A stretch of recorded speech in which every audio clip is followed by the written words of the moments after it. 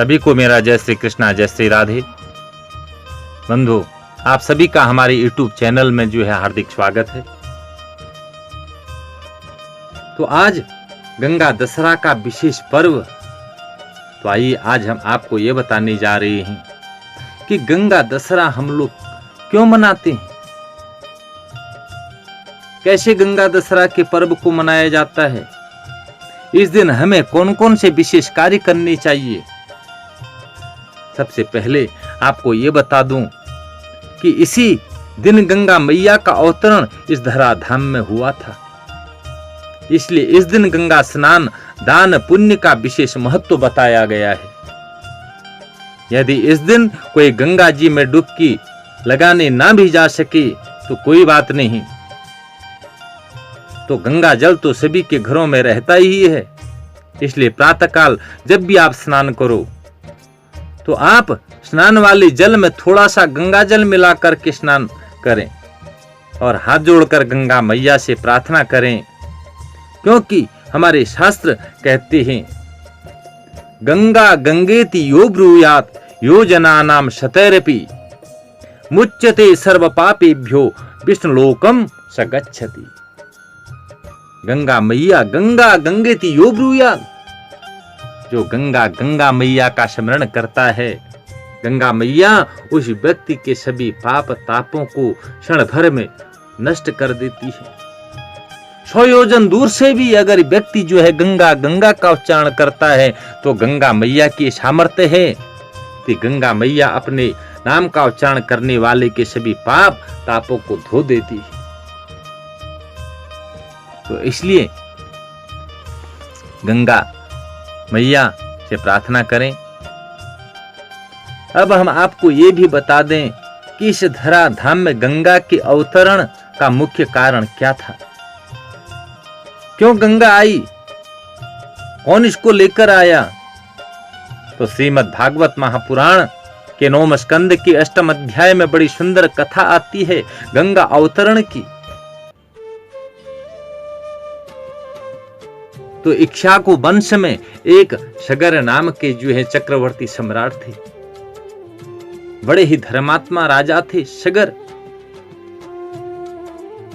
उनकी 2 पत्नियां थी, सुमति और केशनी। एक रानी से मात्र एक बेटा और दूसरी रानी से हजारों बेटा हुए। राजा ने बड़े बड़े यज्ञ प्रारंभ किए, लगभग 100 यज्ञ पूरे होने को आए तो इंद्र घबराए और आकर यज्ञ का घोड़ा चुराकर कपिल मुनि के आश्रम में बांध आए। सगर के पुत्रों ने यज्ञ के अश्व को ढूंढा और ढूंढते ढूंढते कपिल आश्रम में जा पहुंचे तो वहां घोड़ा बंधा मिल गया। तो कपिल मुनि को ही चोर समझ बैठे। तो देखो इस बाबा को कितना पाखंडी है, हमारा घोड़ा चुरा के यहां बैठा है, आंख बंद किए भजन का नाटक दिखा रहा है। राजा सगर के पुत्र जो है अपशब्दों का प्रयोग करने लगे।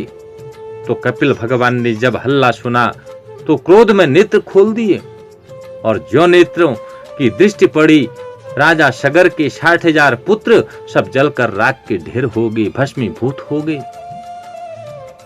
अब समस्या आ गई कि इनका उद्धार कैसे हो।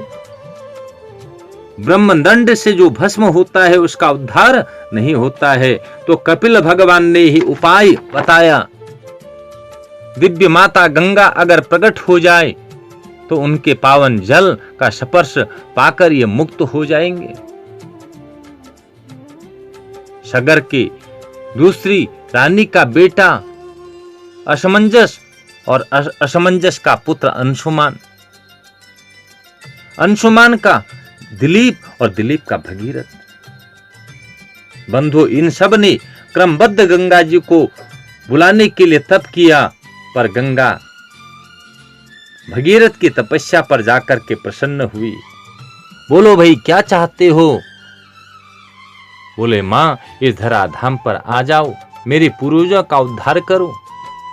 गंगा जी ने कहा अरे भगीरथ मैं कैसे आ जाऊं, मेरे दुस्सह बेग को धारण कौन करेगा। बोले मां उनके लिए मैंने, बोले बाबा को तैयार किया है, मैंने उनको मना लिया है, वो अपनी जटाओं में आपको स्नान देंगे।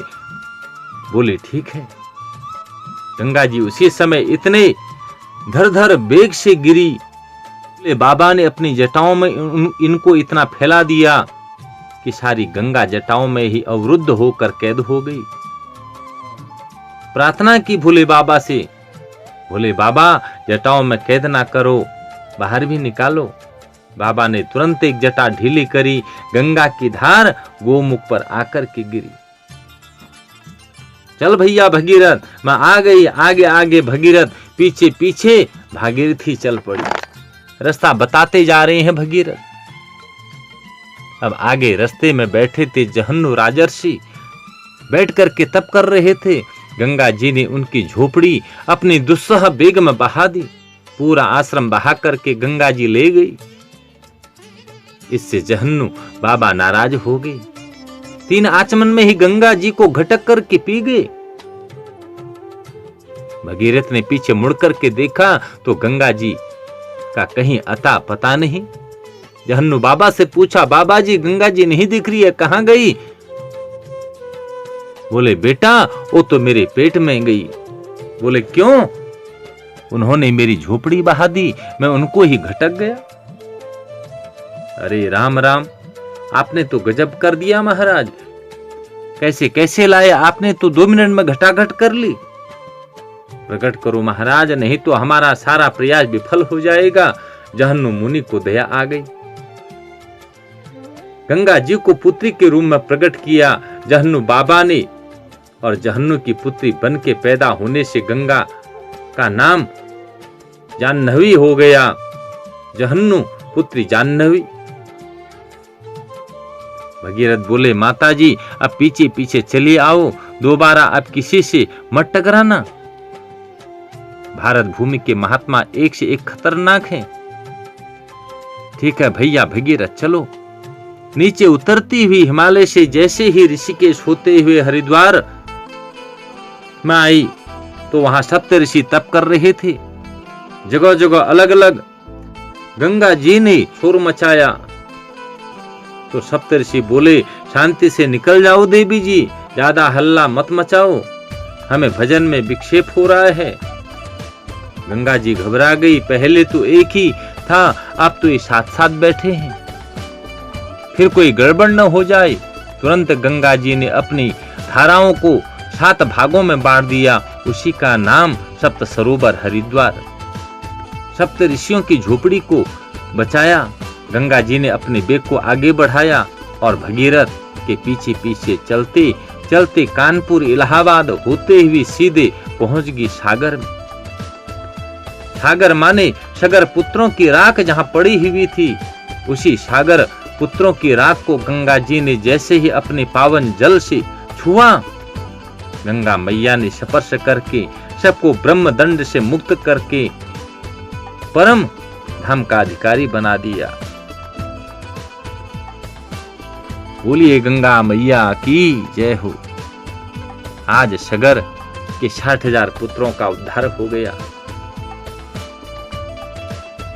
तो बंधु, इस गंगा मैया को जो है भगीरथ लेकर के आए, इसलिए गंगा मैया का एक नाम जो है भागीरथी पड़ा। बोलिए भागीरथी मैया की जय हो।